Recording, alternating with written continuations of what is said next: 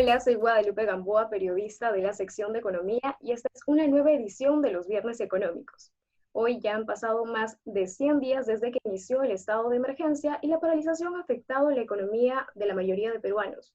Para analizar esta situación y los retos o proyecciones a futuro en materia económica, vamos a conversar con José Carlos Saavedra, él es economista principal de Apoyo Consultoría.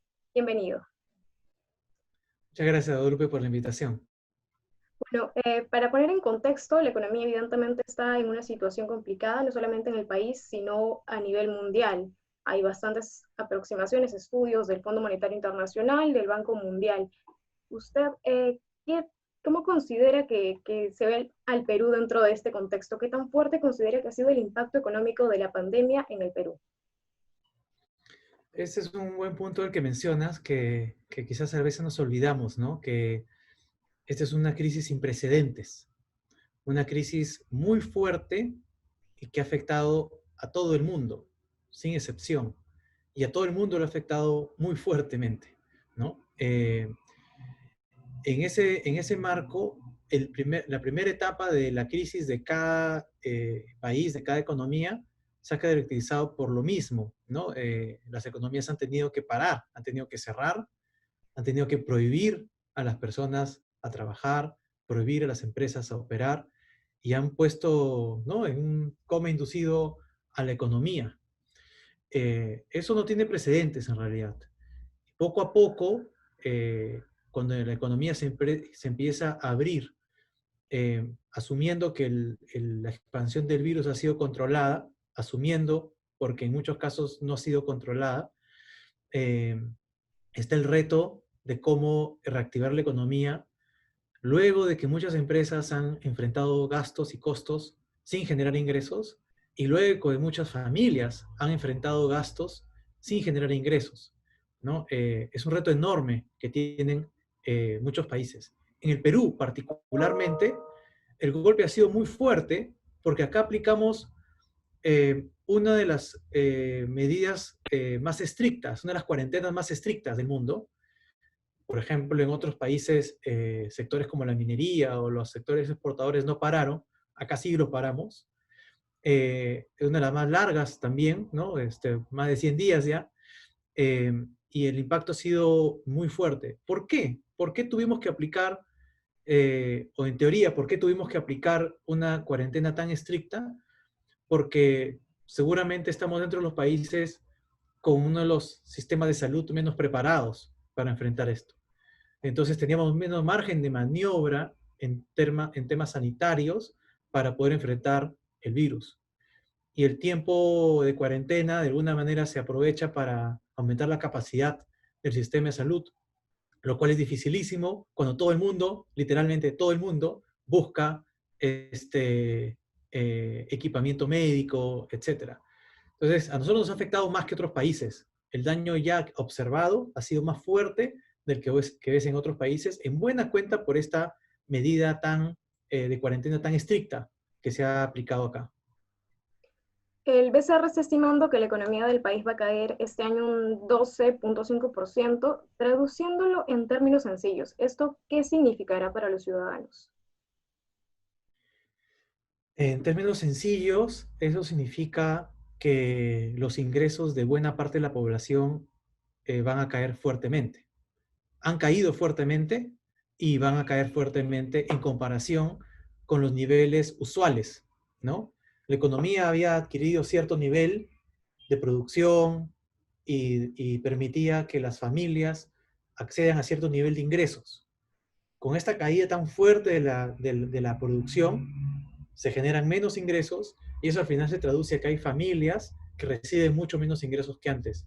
Y te doy un dato bien concreto que me parece que describe bastante bien la magnitud de este golpe. Con la información del INEI de Lima Metropolitana, del empleo en Lima Metropolitana, si tú sumas los ingresos de todos los trabajadores de Lima, y esos ingresos a mayo los comparas con mayo del año pasado, en mayo de este año esos ingresos sumados, que tiene el nombre de masa salarial, es una masa de salarios, han caído 50%.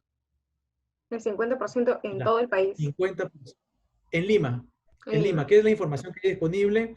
Seguramente en el resto de países es un nivel parecido. No lo sabemos, pero quizás es parecido. Pero en Lima es una caída de 50%, es decir, la generación de ingresos fue la mitad de lo que se generó el año pasado. Es una brutalidad. Pero hay diferencias bien importantes. Esa caída de 50% se da principalmente por la caída de ingresos de los trabajadores informales o independientes, que son los El que tienen setenta por menores niveles ciento de ingresos. El De 70% acuerdo. de peruanos trabajan de manera informal. La mayoría de peruanos trabaja de manera informal y es ahí donde se ha dado principalmente la caída. Si tú sumas eso mismo, no de todos, sino solamente de aquellos que tienen trabajo formal, en el mundo formal, el 30%, esa caída se estima, nosotros estimamos que más o menos del 15%. Entonces, comparo, es igual, una caída muy fuerte, pero es mucho menor, 15% abajo, que 50% abajo. Si entras un poquito más para encontrar las diferencias y calculas ese mismo indicador de masa salarial o suma de los salarios, solamente considerando a los trabajadores formales que ganan más de 2.500 soles más o menos, esa caída es de 7%. Compara una caída de 7% de los trabajadores formales mejor remunerados con una caída de 50% en el agregado, te dice que hay diferencias bien importantes por niveles socioeconómicos y que esta crisis, al menos lo que hemos visto hasta ahora, no solamente es una caída generalizada de ingresos, sino que incrementa la desigualdad de ingresos, ¿no? Los más afectados son los que tenían menores ingresos antes. Eso es bastante serio y se necesitan políticas para incrementar el nivel de ingresos y mejorar el tema de la equidad hacia adelante, ¿no? Teniendo en cuenta este punto sobre la desigualdad y los trabajadores informales, este jueves la ministra de Economía ha anunciado en una conferencia Bloomberg que estaban evaluando una nueva entrega de dinero, un nuevo subsidio, podría decirse, para familias vulnerables o para trabajadores que se hayan visto afectados. ¿Considera que esto sería acertado, esta medida, teniendo en cuenta cómo ha pasado lo de los bonos anteriores, cómo se ha desarrollado esta entrega de bonos, de los 4 bonos anteriores que se han entregado? Sí, me parece adecuado el dar digamos, una ronda más de bonos, porque el bono estuvo pensado de alguna manera en una cuarentena que iba a durar menos, ¿no? Ha durado mucho más de lo que estuvo inicialmente pensado y la economía de las familias ha sido fuertemente afectada por lo que te acabo de mencionar, ¿no? Una caída muy fuerte de los ingresos. Yo creo que se justifica plenamente el dar una ronda adicional de bonos para de alguna manera resolver ese problema de ingresos y desigualdad que te mencionaba anteriormente, ¿no? ¿Cómo cree que debería hacerse, qué debería desarrollarse esta vez para que los bonos lleguen a las familias que lo necesitan? Bueno, parte de los problemas de los bonos es que no había un patrón, digamos, o un padrón, mejor dicho, de beneficiarios. En el primer grupo, en el de los vulnerables, el que fue el llamado el 380, ahí de alguna manera el MIDI tenía un padrón de familias vulnerables donde era relativamente fácil llegar. Ese primer bono se hizo a través de bancos y se hizo relativamente rápido. Luego empezaron a haber problemas cuando se amplió a los trabajadores independientes. Ahí, digamos, no había tanto registro. Y luego rural, olvídate, mucho más complicado. Y ya el universal también es más difícil encontrar a las familias que tendrían que ser beneficiadas. Yo creo que a tu pregunta, lo que se tiene que hacer es aprovechar un poco el aprendizaje de los últimos bonos que se han dado para dos aspectos, ¿no? La digitalización de los pagos y el buen registro de los hogares beneficiados. Yo creo que sin eso se puede demorar nuevamente más, ¿no? Pero entiendo que el Banco de la Nación busca tener un rol más activo en ese aspecto. Y Ah, eso habla comprendo. acerca también de los retos hacia adelante, ¿no? Eh, esta crisis es como una guerra, ¿no? Muchos lo comparan como una guerra y después de una guerra algunos países han aprovechado para terminar siendo mejores países de lo que eran antes, ¿no? La reconstrucción del país tiene que llevarnos hacia un país mejor. Y parte de ese país mejor al que deberíamos apuntar es un país con mayor inclusión financiera, ¿no?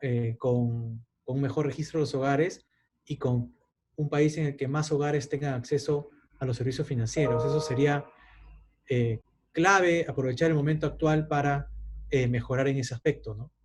Claro, actualmente ya se ha realizado una normativa para que el Banco de la Nación pueda crear cuentas de manera más rápida.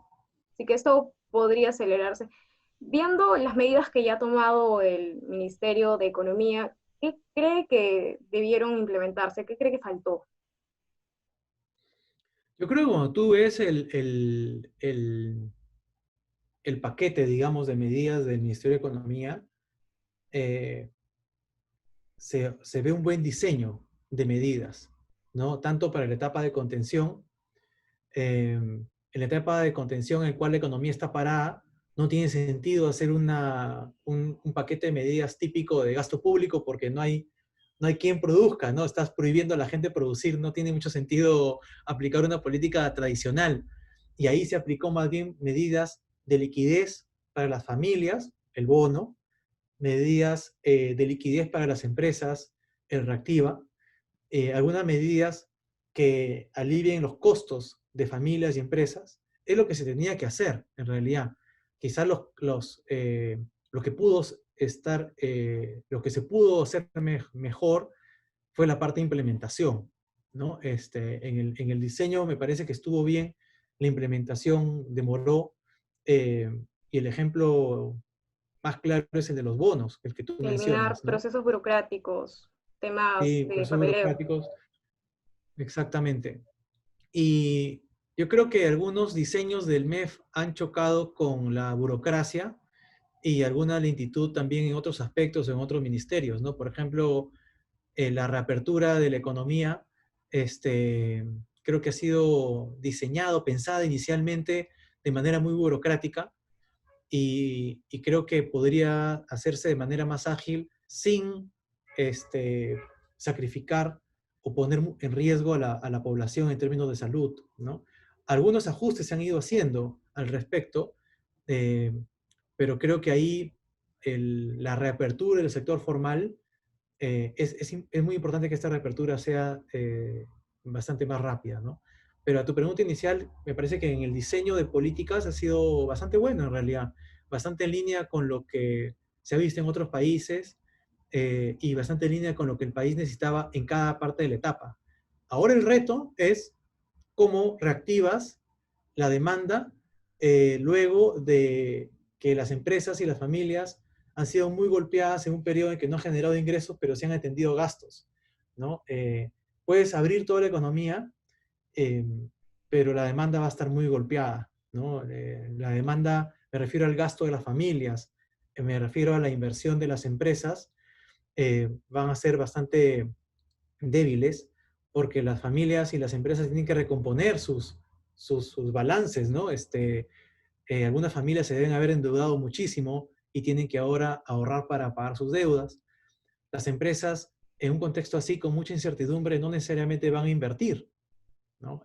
Más aún, con la incertidumbre propia de la crisis, se suma la incertidumbre de las elecciones del próximo año y se suma la incertidumbre del Congreso que se genera por las medidas que se proponen.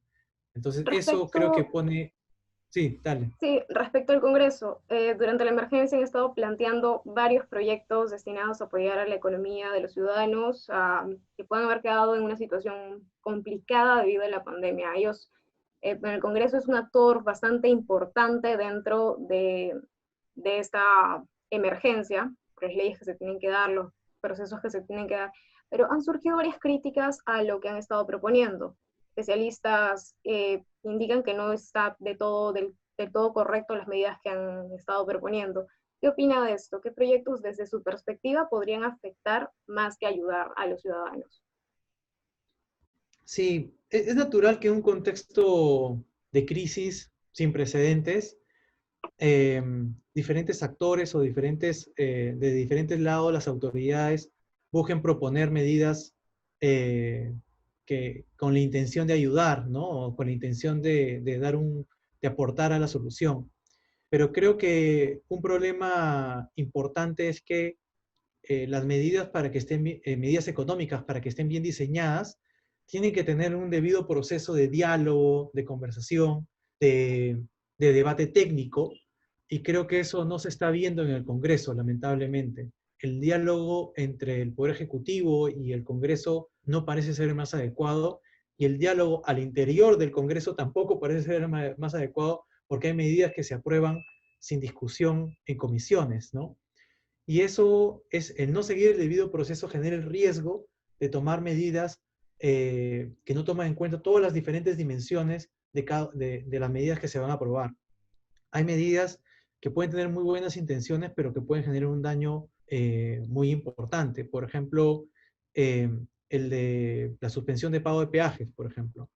Eso es algo que afecta la institucionalidad de una parte importante de cómo nos hemos organizado en los últimos años, que es en las concesiones, y eso beneficia a un grupito de transportistas y afecta a todo el mundo porque hace que todos los contribuyentes paguen la cuenta, y eso es lo que afecta a los contratos, ¿no? Eso es algo muy peligroso porque nadie invierte en un país donde no se respetan los contratos. Es así de simple, nos guste o no, ni tú ni yo invertiríamos en un país si es que nos pueden romper el contrato de la noche a la mañana, ¿no? El otro es el de la moratoria del pago de intereses. Eso, por más que seguramente detrás había una buena intención, eso puede generar un problema muy serio al sistema financiero, porque hay que recordar que en verdad los bancos prestan dinero de los ahorristas, y si es que no hay cobro de intereses, no van a haber ahorristas, porque ¿cuál es la razón para ahorrar en un banco si no me va a dar intereses? ¿No? El daño al sistema financiero puede ser muy fuerte, sobre todo para las familias que uno quiere beneficiar, que son las de menores ingresos, porque esto afectaría, como lo ha mencionado la SBS, me parece, y el Banco Central de Reserva, afectaría principalmente a las instituciones financieras que están más vinculadas con el crédito de consumo y el crédito MIPE. Por lo tanto, los más afectados serían las microempresas y las familias, Los emprendedores. los deudores que acceden a un crédito de consumo. Estas entidades microfinancieras son las más importantes al momento de incrementar la bancarización, o son las más importantes y han sido las más importantes para la inclusión financiera. Y es ahí donde estás golpeando. Justamente como decía anteriormente, necesitas un país con mayor inclusión financiera, medidas como esta la atacan, sin saber o sin darse cuenta.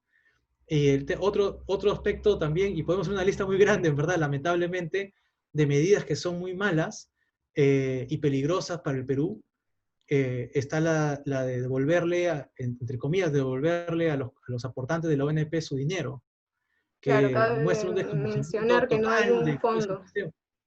Claro, hay una contradicción, porque si fuese AFP sí podrías hacerlo, pero como es ONP no se puede hacer, y creo que hay un desconocimiento total del sistema y un desconocimiento de que en verdad los aportes que hacen los pensionistas son menores a las pensiones. Los aportes no bastan para financiar las pensiones, es imposible poder devolver. Y hay un elemento ahí que se repite en otras medidas, y es que parece que el Congreso se olvida que constitucionalmente no tiene facultad para aprobar medidas que implican mayor gasto público. En la Constitución eso está bastante claro, pero el Congreso sigue aprobando medidas o moviendo medidas que sí implican mayor gasto público. Es inconstitucional, y, y parece que nada puede detenerlo, pero está la Constitución bastante clara, y eso es bastante serio y nos hace regresar al punto anterior. Si es que el Congreso no respeta la Constitución, ¿qué inversionista o qué empresario de cualquier tamaño de empresa, grande, mediana, pequeña, va a invertir en el país? Es muy difícil convencer a alguien que arriesgue y invierta su dinero en un país donde el Congreso no respeta la Constitución, ¿no? Es Y viendo la parte peligroso. de la inversión, ¿qué deberían hacer o qué pasos? No sé si han analizado lo de Arranca Perú, si esto es lo correcto o qué otras medidas deberían implementar para fomentar la inversión. Eh, Ahora, en la etapa en la que estamos abriendo la economía, hay que tener cuidado y no hay que olvidarnos de que el virus todavía no ha sido dominado, ¿no?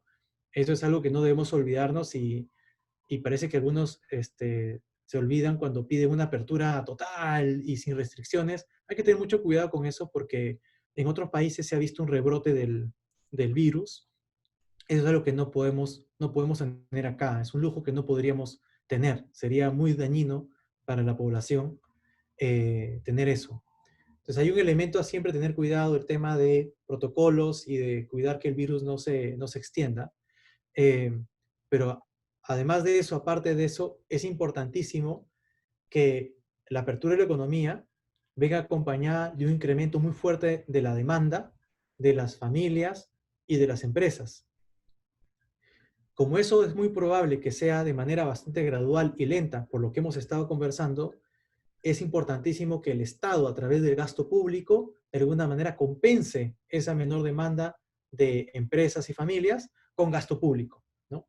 El Arranca Perú va en esa línea. Es fundamental que medidas como Arranca Perú no solamente se anuncien, sino se implementen de manera rápida. Y ahí una parte buena del diseño de Arranca Perú es que apunta a ejecutar gastos que usualmente son más rápidos de hacer o más fáciles de hacer. Por ejemplo, gasto en mantenimiento. Gastos en mantenimiento o en obras pequeñas son más fáciles de hacer arrancar que grandes proyectos de obra pública, digamos. Eso demora más. Por ahí es una buena noticia. Un aspecto más bien el contrario que da un poco de temor acerca de la capacidad de ejecución rápida es que se ha dado mucho a los gobiernos locales y regionales que tienen menos capacidades de gasto, menos capacidad de ejecución. Y ojalá que el Ministerio de Economía tome las medidas necesarias para que los gobiernos locales y regionales ejecuten rápidamente. Entiendo que hay unas medidas que se han tomado, unas tuerquitas que han cambiado para hacer que se ejecute rápidamente, pero eso es fundamental, ¿no? El gasto en mantenimiento, los bonos, que también es dinero directamente metido a la economía, programas de empleo temporal también son bastante importantes, pero también a otras medidas que implican gasto público, orientadas no solamente a reactivar la demanda, sino también a evitar la destrucción de nuestra capacidad productiva. Las empresas eh, son manera de organizarse, cómo la sociedad se organiza para producir productos, servicios que generan valor agregado e ingresos en la población. Si hay quiebra de empresas, entonces hay una destrucción de nuestra capacidad productiva y por lo tanto, si hay mucha quiebra de empresas, por más que haya recuperación, el nivel al que vamos a llegar va a ser por debajo del que teníamos antes de la crisis y eso no podemos tener. Sería un retroceso en los niveles de bienestar de la población si hay mucha quiebra de empresas. Y ahí tienen que haber medidas que impidan quiebra de empresas también, ¿no? Una última pregunta. No solamente ha pasado 100 días desde que se inició la cuarentena, también estamos a casi un año de que el presidente Martín Vizcarra deje el mando. En materia económica, ¿usted cree que se puede mejorar la situación económica en tan solo un año o qué tanto tiempo va a demorar la recuperación económica del país? Mira, nosotros esperamos para este año una caída del PBI, de la producción, de 14%. Para el próximo año esperamos un rebote de 9%. Cuando eso, hace un rato preguntaste qué significa eso, ¿no? ¿Qué implica eso? Los niveles de producción que teníamos en el 2019 caen 14% y luego esos niveles se recuperan gradualmente 9% en 2021, pero los niveles de 2021 no van a ser, ni siquiera un año después, van a ser los que teníamos en 2019. Entonces vamos a demorarnos un par de años en regresar a donde estábamos en 2019. Para eso es clave la política de reactivación, para eso es clave el evitar que se quiebre, evitar que quiebren empresas, pero para eso es clave también que el Perú no pierda credibilidad frente a la inversión, a las familias y a las empresas. Porque si pierde credibilidad, y con credibilidad que suena una palabra un poco vaga, ¿a qué se refiere? Se refiere a que a las familias deben seguir creyendo que el Perú tiene futuro y que es un lugar para vivir, para desarrollar los proyectos personales, y también las empresas tienen que seguir creyendo que este es un país viable, en que los contratos se cumplen, en que el marco institucional no cambia de la noche a la mañana. Esa credibilidad que Perú ha tenido en los últimos años ha permitido que financiemos esta crisis a un costo bajo. Acuérdate que el MEF colocó bonos a una tasa muy baja. Eso es algo que otros países no pueden hacer ahora, y solo se explica porque hemos ganado credibilidad. Y yo creo que no podemos descuidar ese aspecto de ser un país ordenado, un país que respeta contratos y que es creíble para la inversión. Yo creo, como te dije hace un momento, que esto es un punto crucial para la economía y para la sociedad peruana, y deberíamos buscar como sociedad terminar esta crisis gradualmente, evidentemente, mejor de como entramos. Y esta crisis, muchos dicen que ha revelado algunos problemas. No sé si eso es verdad, porque los problemas estaban antes y eran evidentes, pero sí ha demostrado la urgencia de cambiar algunos problemas estructurales que teníamos. Yo creo que el reto de acá hacia adelante es cómo terminamos siendo un país, siendo un mejor país, por ejemplo, cómo mejoramos los servicios de salud. Nos esforzamos mucho como país por ser un país sólido que puede enfrentar crisis económicas. Y creo que hemos logrado eso. Tenemos una economía sólida, un sistema financiero sólido, un Estado sólido que nos permitía enfrentar crisis económicas que creo que nos afectó en el pasado. Ahora nos toca ser un país que sea capaz de darle buena salud a su población. Ese es un aspecto. ¿Cómo somos un país que incluye financieramente mejor a la población? Ese es otro reto bastante importante. Otro reto es, después hemos hablado de la acción del Estado, del gasto público, esa cuenta hay que pagarla. Vamos a terminar el próximo año con una deuda más alta de la que teníamos, una deuda muy alta, y para tener credibilidad tenemos que recomponer nuestras cuentas públicas, tenemos que tener buenas cuentas públicas, ahorros, etcétera. Eso es fundamental, y hacia adelante hay que recomponer nuestras cuentas públicas. Y finalmente, ¿cómo es que algo también que me parece que se ha evidenciado es que esta relación entre Estado, empresa y ciudadanía, ese triángulo, está un poco roto, ¿no? Porque no hay mucho diálogo, y creo que vamos a ser un mejor país hacia adelante si es que recomponemos esa cooperación Estado, empresas y ciudadanos. No creo que eso es algo en lo que tenemos que trabajar de acá para adelante. Bien, muchas gracias por sus apreciaciones y esto ha sido todo por la edición de hoy de Viernes Económicos. Conmigo será hasta la próxima semana. Gracias, Guadalupe. Un gusto.